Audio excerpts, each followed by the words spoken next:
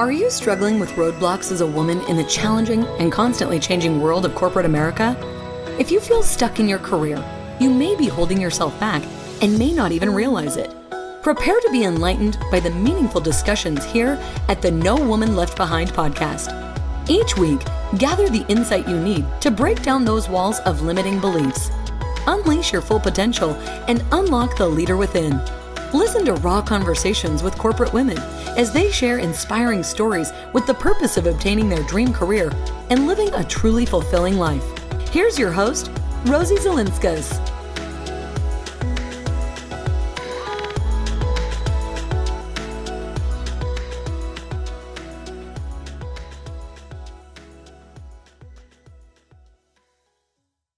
Hey everyone, welcome back to the No Woman Left Behind podcast show.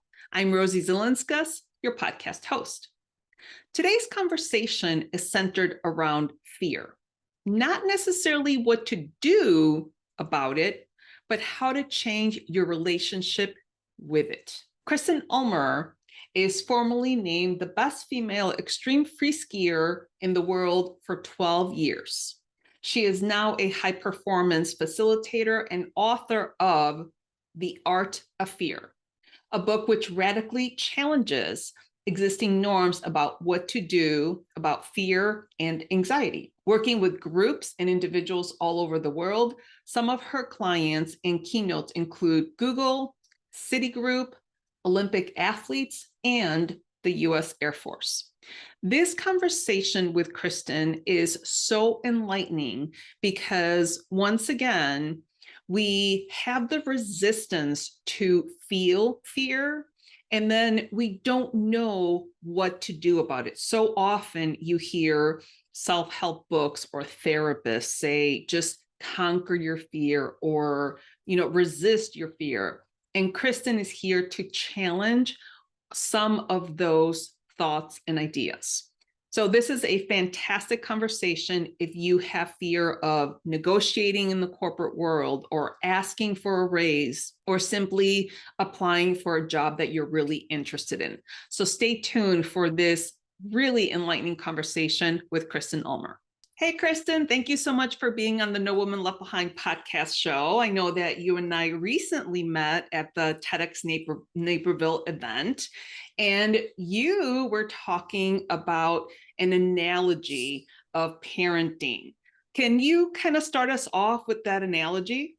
Yes, the analogy is this. Imagine that you are a parent of 10,000 children. And the reason why it's 10,000 is because that's the traditional number in Zen. We say in Zen that you have 10,000 different states of being. And so imagine you're a parent to 10,000 children then, for this analogy.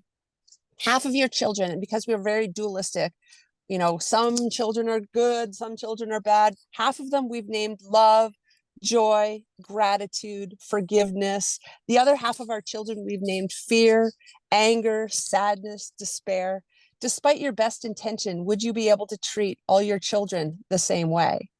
And the answer is no. And what we tend to do, and this is definitely what's happening in America, is we tend to nurture and love and show off to the world these children over here, not just America, but the Western world. And we have a gratitude practice. We choose love over fear. And so what do we do with the children over here is that we lock them in the basement and we throw away the key, and we don't want to have anything to do with them. And we're trying to conquer and overcome them and let them go, meditate them away. And imagine if you're one of those children locked in the basement, you're going to be pretty upset. And you're going to do whatever it takes to get out. And in particular, I like to focus on fear because fear is kind of the big one. That nobody wants to deal with. We're all in denial of it even being there. Nobody wants to admit to feeling fear, and we ignore it, we avoid it, we treat it really, really badly. I love to personify fear. In this case, it's a child. And we do everything we can to just keep it locked away and put duct tape on its mouth and a plastic bag over its head. And fear has a very strong personality, and it will not be denied. And so now it's screaming and yelling at us and coming out of the basement in some pretty weird ways. And that's what we're going to address today. Got it. And one of the reasons why I wanted to invite you onto the podcast show is because my podcast primarily talks to women in the corporate world that are trying to advance in their career. And so many women have that fear of negotiating, of asking for the promotion, sometimes even just fear of applying for a job. And I thought it would be a really good conversation to bring you on and talk about fear from that perspective. So when you're thinking about just women in general, not wanting to speak up for themselves or to negotiate, what are some of the things that you talk about being a fear and anxiety specialist when it comes to women? Here's why we need to talk about fear as it relates to your question. Mm-hmm. We have this thing called the amygdala, two almond-shaped nuggets at the top of the spine, determining safe or not safe. It's the oldest part of the brain. It is not a thought-producing part of the brain. It's an emotion-producing. I call it the manufacturing plant for fear. All sensory data is run through this primary filter first. And the scientists have figured out that there's 11 million bits of data per second, sensory data, coming per second, Wow. coming into our system. And if there's a threat, the amygdala will produce an emotion called fear that's supposed to flow like water through a hose through our bodies. It's proven by science. It shows up in our bodies. In this whole process, there's no thoughts involved whatsoever. And then while it's in our bodies, it's supposed to elicit a fight, flight, or freeze reaction. Like fight looks like anger, flee like I'm out of here. Or fight can also look like bringing your A game to the conversation or the moments that matter most. And then freeze is just like, I need to pause, I need to gather more information.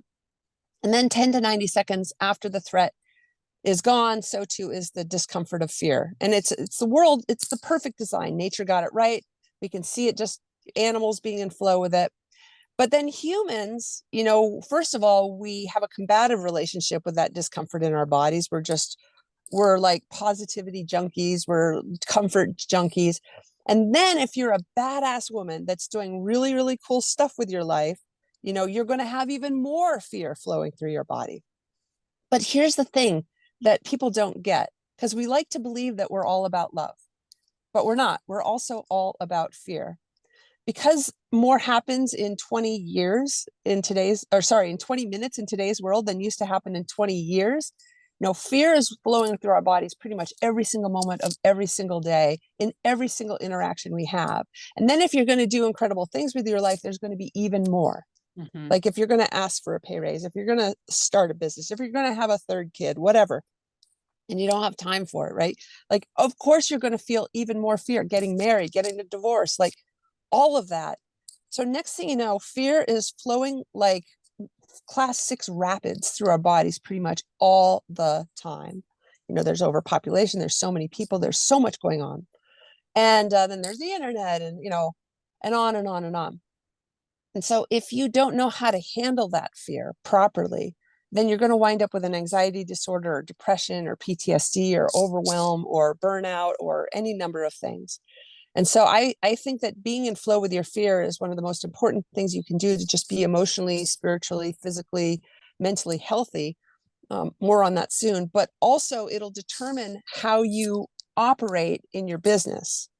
For example, if you're a fear avoider, you're not going to take risks. You're not going to step out of your comfort zone. Here's your comfort zone. It's circle, right?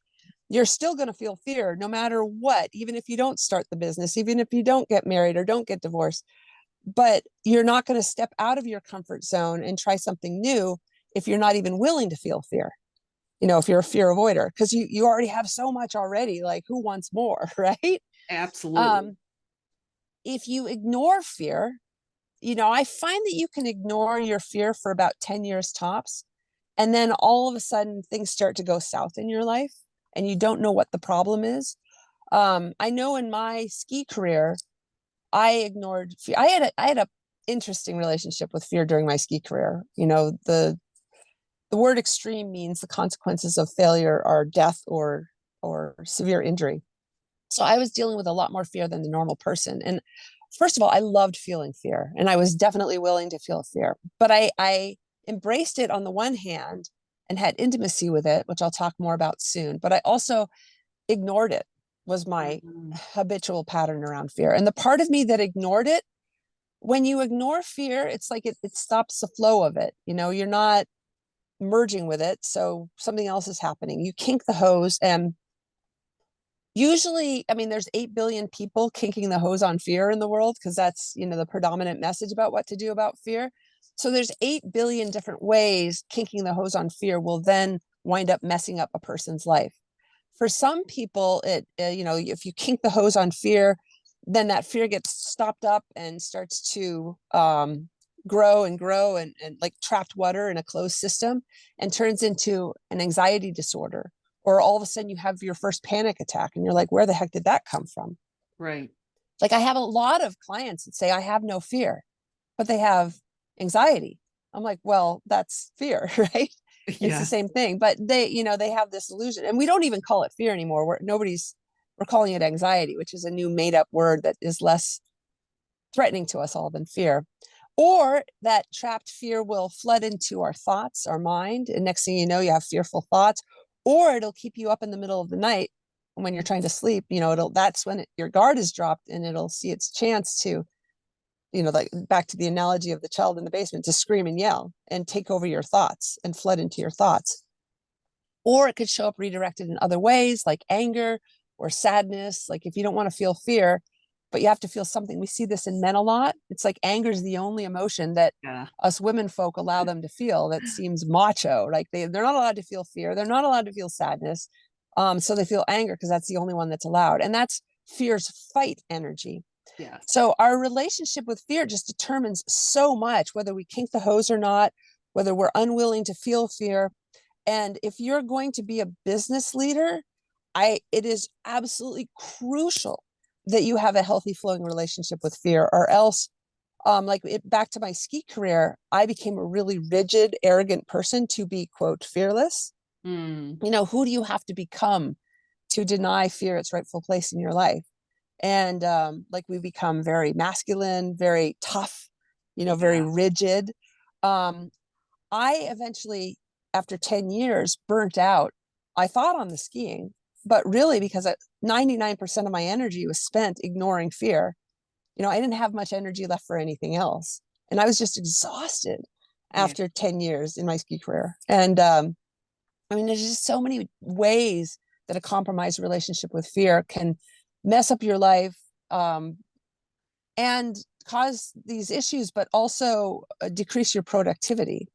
What is procrastination? Procrastination is, I don't want to feel fear. I'd rather just sit on the couch and eat a bag of chips, which is, not a bad thing, right? So let me interrupt there for a second. Now, you're saying that a lot of, whether it's self-help books or magazines, they'll say, here's how to conquer your fear. Here's how to get rid of fear.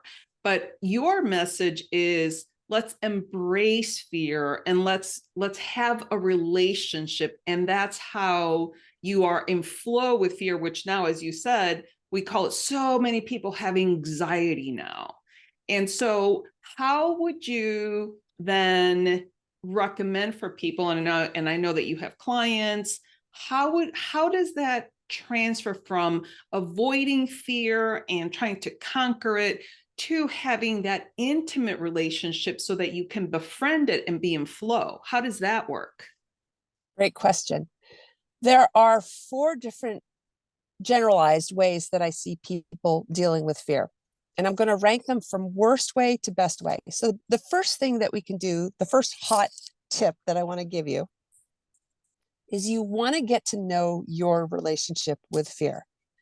And almost everyone has level 1 relationship with fear, which is a resistance relationship with fear. Why do we all have this? It's because it's what's taught by nearly every single self-help guru, psychologist, doctor.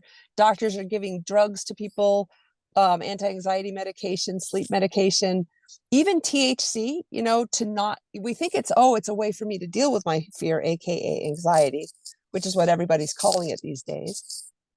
But really, it's a way to not deal with it. It's a way to medicate it away. And it's not without consequences. So like getting to know your resistant relationship with fear is very important, because I would say that 100% of us do this some of the time, and 99.9% of us do this all of the time. And this is where the language comes, listen, don't get too caught up on the word resistance. I mean, there's so many different ways to resist fear. Like there's the conquering and overcoming crowd, there's the ignoring fear, there's the avoiding fear, there's the people who eat whenever fear shows up so they don't have to deal with it, the drugs and alcohol, of course, the shopping, cleaning. Like it's great if you go shopping, it's great if you clean your house, but if you're obsessed with control and cleaning your house and having it be meticulous, that's a sign of like you trying to control fear. It's fine to shop, but if you're or be really busy, oh my gosh, that's a big one, where people are just so busy, shop, clean, or some variation of that. It's a way to not deal with their fear. Exercise is another one. We think it's a way like, oh, I feel uncomfortable, I'm going to go for a walk, I'm going to meditate, I'm going to do breathing exercises. These are just ways to also continue to not deal with fear. So resistance is actually treatment for anxiety. It's what we're taught. And I'm pretty much the only one not teaching that, or some variation of that. So this is very new. This is very fresh. I'm not parroting anything else that you're going to hear about of what to do about fear out there, AKA anxiety. So just notice, what is your unique resistance pattern around fear? That's the first one. The second one is acceptance. And there's a few self-help gurus and spiritual teachers, and they say, oh, well, fear is normal and natural. You don't want to repress it. You don't want to resist it. But here's where we get in trouble with level 2, which is a step in the right direction. If we're accepting fear, that's definitely better than resisting it. But then there's too often a comma after that. Like you need to accept it, you need to learn how to feel it, but you don't want to let it get the better of you. And then you need to let it go afterwards, and boom, right back to level 1. Yeah. Right. So that's level 2. And, switching analogies, going back to the analogy of a child or a person in your life. Like if you're living with a person and it's your child or your roommate or your spouse, and you're in resistance to them, and they're there all the time, 24/7, even when you're sleeping. If you're in resistance to them, imagine what kind of life you're living. Yes. In that, that's your whole world, just trying to block fear out or resist them, or like, won't you go away already? Acceptance, like, okay, they're here, there's nothing I can do about it. It is what it is, right? It's a step in the right direction. But imagine if you're that child or that roommate, it's still quite disrespectful. Then there's level 3. And level 3 is where we start to deal with our emotions emotionally. I would actually say the biggest form of resistance that I see to fear out there in the world is people being in their heads all the time, so they don't have to feel the emotions in their body. And emotional intelligence is seen as our ability to understand and control our emotions. That's what it's touted as, and next thing you know, we're in our heads trying to understand our emotions, making our therapist rich. Why is the fear here, right? And trying to control it. Now you're trying to control that child. You're trying to control that roommate. How's that going to go? Nobody likes to be controlled, least of all fear. So level 3, when you start to feel fear, is when you start to deal with your emotions emotionally. And that's something that I see a few people teaching as well. But then too often, it's like you want to feel your fear, then there's the comma, and boom, we're back to resistance again. So level 4, though, is where things get really interesting, is where we have intimacy with our fear. And I'm going to pause because I've been talking for a little while. I'm sure you have questions about the levels, and then I'll tell you how to do that with the intimacy. I do. So, okay, so resistance is the first one. Acceptance is the second one. The third one I think is so important, emotional intelligence, because you're right. So many people are afraid of feeling their emotions. I remember years and years ago, I'm divorced and then I started dating, but I was by myself for a really long time. And then when I first started dating, I remember my sister's like, I just don't want you to get hurt. Like, I would rather be hurt a million times and feel love, even if it's for a short period of time, than be safe and never feel love at all, even though you get hurt.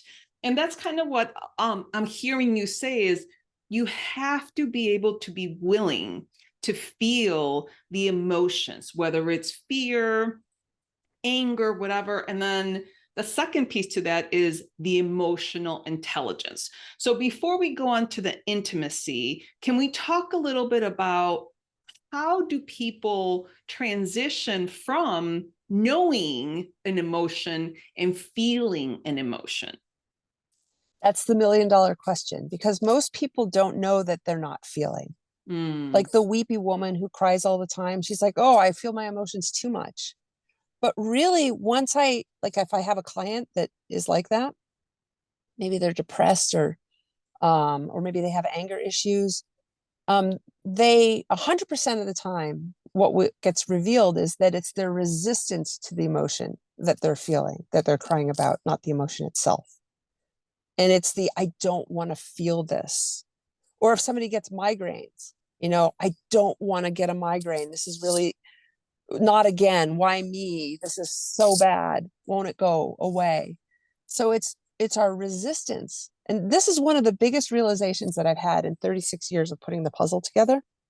And I realized my ski career was just an out of the box, out of the industry education and real world, live in the dirt experience of learning exactly what to do about fear and what not to do about fear. That's out of the box.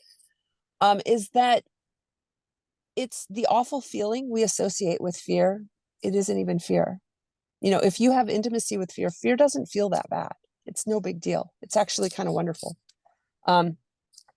It's the resistance to fear that feels so awful. That's the awful feeling, not the fear itself. And I wonder, what is it, Kristen, that you've identified? Why the resistance, though?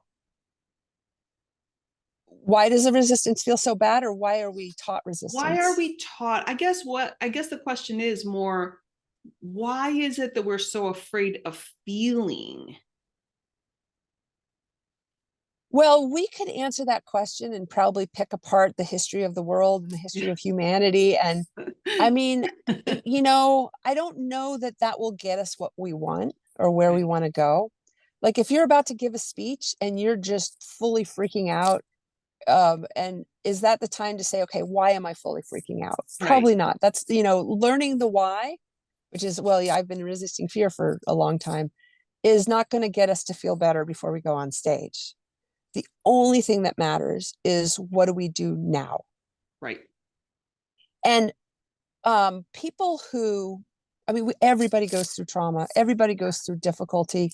Yes. And what determines whether or not we have PTSD or not, for example, even from our divorces, never mind from the muggings or, abuse or whatever, is, are we in flow with our fear? Mm-hmm.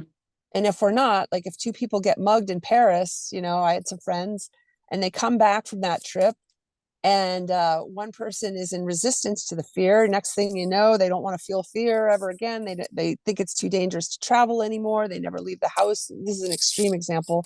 They have PTSD, they have nightmares, and it ruins their lives, all because they're just unwilling to feel their fear. But the person that's willing to feel their fear, first of all, the fear makes them make sharp, on point, intuitive decisions while they're being mugged of what to do, fight, flight, or freeze. And then afterwards, it winds up becoming one of the most amazing experiences of their year, the other guy, and sparks interesting dinner conversations. And yes, the fear is going to be elevated. He's going to be afraid to go out on the town for a little while, but eventually it'll just turn into wisdom and turn into insights and all that. And so, but I want to keep us on point for the audience that I'm speaking to. And so hot tip number one is getting to know your unique relationship with fear. Mm-hmm. There are so many coping mechanisms, or, fear is supposed to inspire fight, flight, or freeze action, but instead we're fighting the fear. Like the mugging was the problem. The fear's here to help with the solution. Instead, we're fighting like I see this in skiing. there's the steep slope. It's a little steeper than a person's anticipating. Fear shows up and they're like, oh my gosh, not fear. There's something wrong with me. It's a sign of personal weakness. It's a character flaw. I shouldn't be feeling this. I got to get rid of this fear. And they freeze and they can't move. And they're just frozen on the side of the slope for an hour. Like that's not, here's my other biggest insight I've had over the last 36 years. Fear doesn't hold anybody back from doing anything. Certainly not skiing the steep slope. It's our unwillingness to feel fear that holds us back. Like if you don't ask for the job promotion, fear's not holding you back from that. It's your unwillingness to feel fear that's holding you back.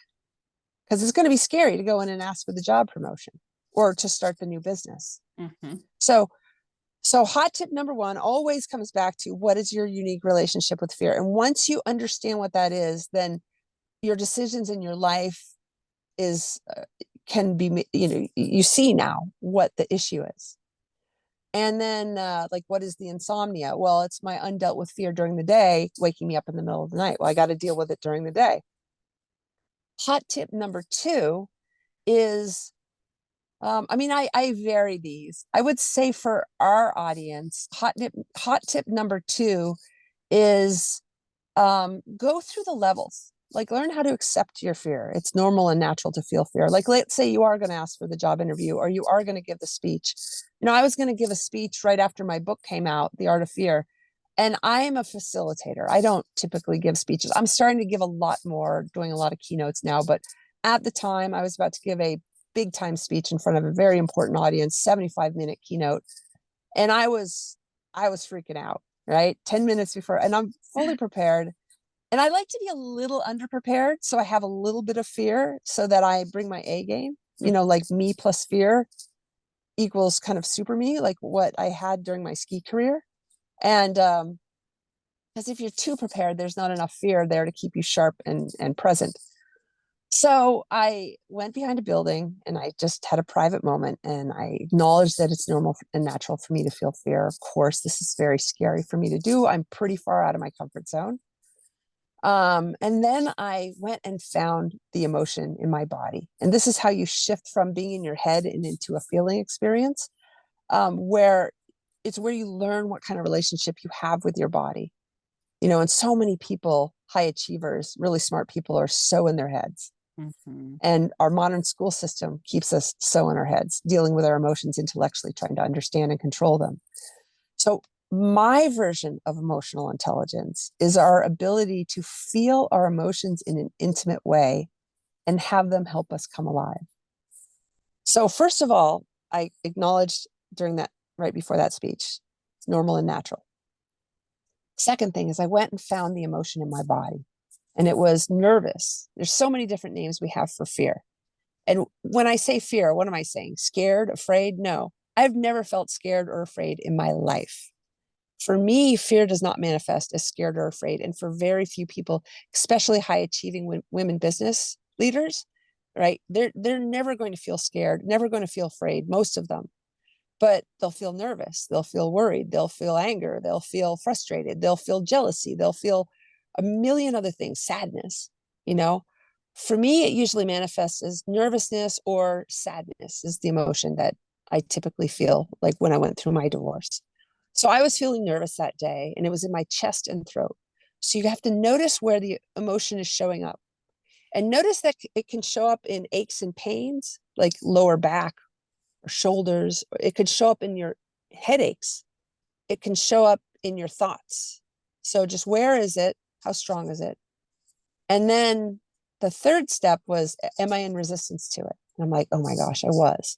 Like, damn it, I'm about to give a speech about this, right? I'm the poster child for not resisting it. Now here I am resisting it because that's what we're so conditioned to do. So I acknowledged that I was resisting it and kind of bowed to my resistance. It's a whole process. And then the fourth step is then I just put my hand on my throat and chest and closed my eyes and kind of like a good parent would with an upset child that's been ignored for the last 3 months or whatever it's been. 30 years. I just felt the emotion, like gave it a hug, connected with it in an intimate way, which is a no mind, thought free experience. Like when you hug somebody, it's we've been hugging people our whole lives. When you're really, really present in that hug and just time stands still, that's the moment that I had with my nervousness, aka fear. And after about a minute, it just calmed right down. But it was still there a little bit. And then me and my buddy Fear went on stage and gave a great speech. And the fear was there to keep me sharp and focused. Oh my gosh, Kristen, that is amazing. I could even feel that intimate moment with you. And I was picturing you, kind of behind stage doing that. And I think that is exactly what I wanted to kind of pull out of you, because when someone in, whether it's a business or your corporate life, when you're trying to get to that next level, hugging that fear and having that intimate moment, even like right before you go into the meeting to do whatever deal you're doing, that is so perfect for you to just go to the bathroom and have that private moment with yourself and embrace those feelings that you're feeling right there, recognize it, acknowledge it. And I love your analogy about the roommate or the child that you don't want to deal with and you just kind of put in the closet in the basement, you just kind of try to shut it away. But eventually that feeling is going to, I think you even said, eventually going to get mad and kind of burn the house and say, I'm here, pay attention to me, kind of like a little kid saying, Mom, Mom, Mom. I think that is so brilliant of you to be able to identify that all of this resistance is even creating more fear and more, like you say, aka anxiety in our society. And it just shows up in so many different ways. So I absolutely love the fact that you come up with this intimacy concept. And can you give us maybe like one story on a client that you were able to help with that intimacy piece? Yes, I have a client right now who just got a major promotion, country manager of a major company. And she was just overwhelmed because she was still managing the last country that she was manager for, but this was a bigger country. I mean, I don't want to tell Sure. Anyway, she was overwhelmed, also has 2 kids, also has a husband, had to move, very intense, had to shut a department down from 145 people down to, I think it was 78. And immediately her first job with this new culture was to fire a whole bunch of people. I mean, it was overwhelming. And she and I have been working together for a while, and I'm just her career coach and helping her get promotions over the years. And so her practice during that transition was to every day just find a private space to just say, and it's important that we acknowledge what it really is. It's fear. Mm-hmm. If we say I feel anxious, it's like not calling it by its real name. And her process was to just find a private moment and say, I feel afraid. And you can't do this in public though. But you can't, maybe you can tell a close friend or your spouse or your kids that you have a fear practice and you're trying to connect with your fear.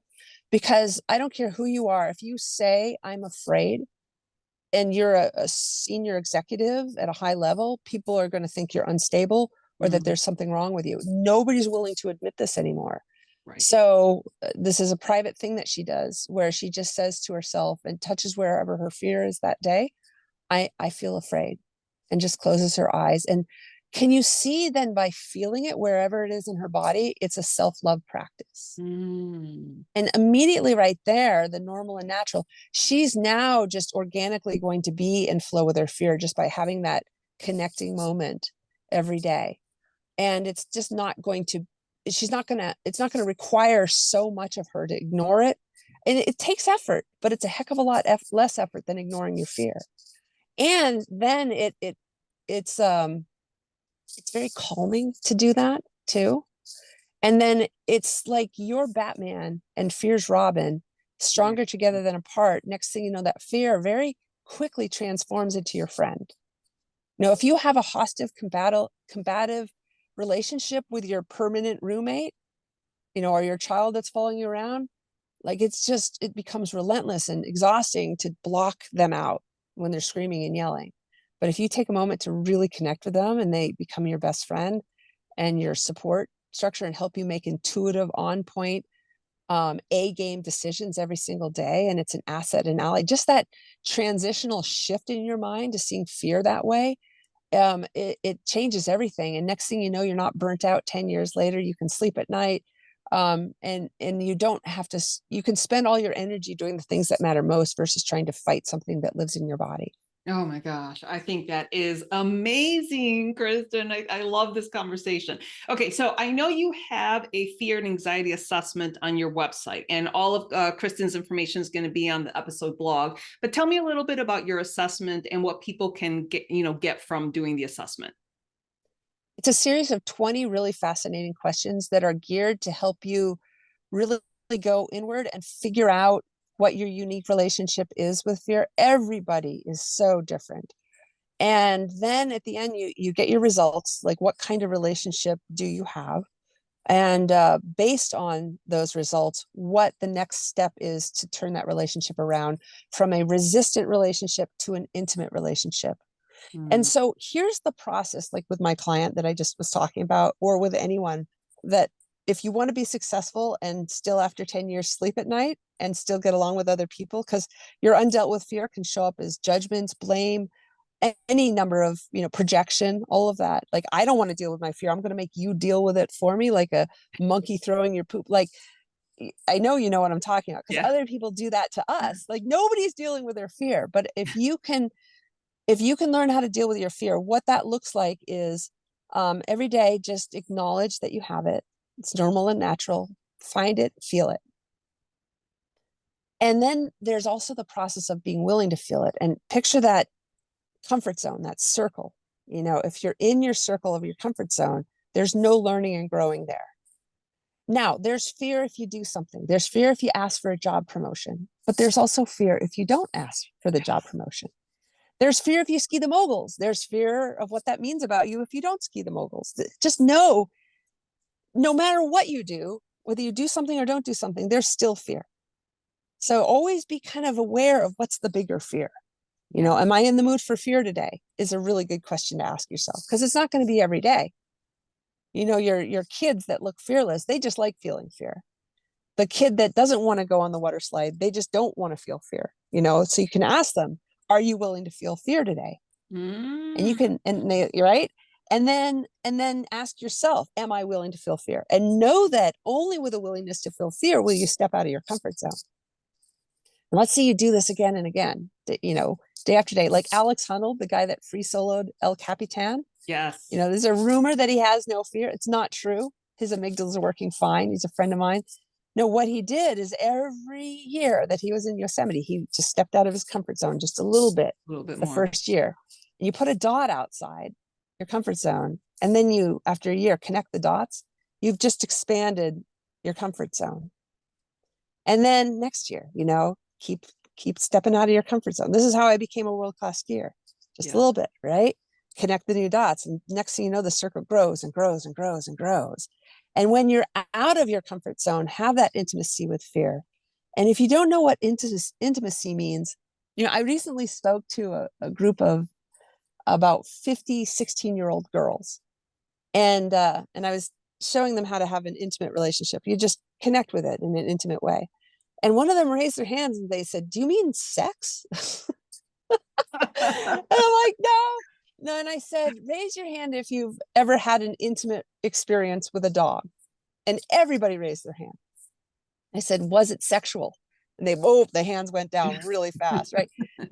We know how to have intimacy with a dog or a spouse or with a piece of cheesecake or, but can we have intimacy with that uncomfortable feeling in our bodies? And the answer is yes. You know exactly what it feels like when you have intimacy. It's a physical experience. There's no thoughts involved. And so that's it. Being willing to feel fear, stepping out of your comfort zone year after year. Magical number is you don't really want to step more than 4% out of your comfort zone. Otherwise it's too much. Yes. Your first speech should not be in front of 10,000 people. We'll just put it that way. Exactly. right? So maybe first speech in front of 30 and then out of 100, right? So connect the dots until you expand, expand, expand. And that's how Alex Honnold, Free Solo at El Capitan, is after 10 years in Yosemite, it wasn't that big of a jump for him to step out of his comfort zone and do the thing that he did. Got it. Well, I absolutely love everything that you've said. And so just as a reminder to the listeners, go and take the fear anxiety assessment. And by the way, I'm showing on YouTube, if you're looking, I am showing a picture of Kristen's book, which I think is fantastic. I've been reading it, and everything you're saying here, I think is awesome. The Art of Fear with Kristen Ulmer. And so, Kristen, I always have my guests kind of summarize or come up with like 2 things that you want people to really take away from our conversation today. So can you just summarize 2 things that you want the listeners to really hone in on from everything that we talked about today? Yes, your unique relationship with fear is the most important relationship of your life, because it's the relationship that you have with yourself at your core and the relationship that you have with nature itself. So you want to make it the best possible. And that's the first one. I think it's the most important personal work you can do, especially if you're going to be a high achiever, so that you don't inadvertently wind up rigid, tough, controlling, out of flow. If you want to, and actually that leads to the second one. Dogen Zenji is a very famous Zen master that lived 900 years ago. And he's famous for saying, enlightenment is intimacy with all things. But we don't use the word enlightenment anymore. What we use in today's world is flow. Everybody wants to be in flow. And if you're going to be a business leader, that's what we want. We want to be in a flow state, because then it kind of takes us into this, we're in this altered state, highly productive. We can get more done in 2 hours in a flow state than we can in 2 weeks if we're just like in our heads hammering away. Well, so let's redo this quote to fit today's modern world. Flow is intimacy with all things. That's what I had during my ski career. I was in flow with my fear and flow. So back to where we started, the analogy of all those 10,000 children in the basement. We believe that Zen is about being aligned with love, joy, and gratitude and all that. That's not Zen. That's the New Age movement. That is not Zen at all. You've heard of what does the Zen master say to the hot dog vendor? Make me one with everything, right? Yeah. So flow is taking the fear, anger, sadness, despair children out of the basement and having intimacy with them as well, and becoming one with them, with the hot dog analogy. And that is ultimately what's going to take us in a flow state. It's not the radical denial of anything negative, but the radical inclusion and radical intimacy with that. And that's what's going to make us the most productive achievers that we can be. And that's what I did during my ski career, where the magic lied and how I got to be the best in the world at my sport for 12 years, which is a really long time, and not wind up just completely destroyed afterwards. That's awesome. Well, I want to thank you, Kristen. And actually, I want to just point out one fact. I started this podcast by ranking all the things that I could possibly focus on in my business. And when I was working with my business coach, they said, okay, so rank everything. And where is the podcast? I said, podcast is all the way at the bottom. It's the last thing I want to do. And she said, start there. And that is how I have come to have incredible conversations, this one included, with people, because my goal is to, like, my mission is to eradicate the gender gap in the corporate world. And these types of conversations are the conversations that really light me up, because the fact of us talking about creating intimacy with fear is so perfect for those women that, again, are trying to become business entrepreneurs or to become more improved in their corporate life or in the executive life, whatever. And I just want to thank you so much for pointing all this out, because I started with fear with my podcast, and now it's cool. It's fun. It's exciting. I feel like I'm serving and giving back to my listeners and having incredible conversations with people like yourself. So thank you so much, Kristen. for this time. And last thing I'll say to that is that if there weren't fear involved, you would be bored out of your mind. Yeah. And the second there's no more fear involved, you will stop doing this because there's no challenge left. Absolutely. Well, again, thank you so much for everything that you shared with us, Kristen, today. This was, again, one of the most incredible conversations, which is why I reached out to you and I was like, please come on my podcast. So thank you so much for being here on the No Woman Left Behind podcast. My pleasure. Thank you for listening to this episode.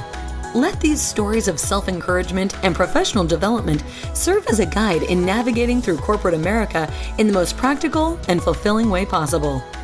Do not forget to subscribe to the show at nowomanleftbehind.com for more content like this. Leave a rating and share it with your friends because we want to make sure that no woman is left behind. Until I see you next time, remember to be brave, be bold, and take action.